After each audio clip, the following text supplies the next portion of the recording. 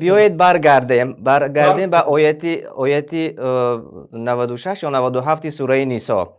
وقتی که در 280 و چند کیلومتر زندگی میکنن، چرا که به زمین الله فراخ است هجرت نمیکنن جایی که مسجد هست؟ اکنون یعنی که شاید در همانجا زندگی دارند، خانه دارند، کار و بار دارند، البته یا اینکه در همانجا مسجد تشکیل کنند، یک مسجدی کوچکی که عبارت مثلا از عادی باشد، قیمت نباشد، یا سازند یا زمین خرند یا اجاره گیرند، یا اینکه جمعه برایشان فرض نیست. خلاصه کلام اگر هجرت کردند یعنی به یک شهری که مسلمان ها زیاد است، خوب است. البته پر در یک کشوری که مسلمان نیست، جمعیتی مسلمانی نیست، در بین 100% کافرها زندگی کردن ممکن نیست.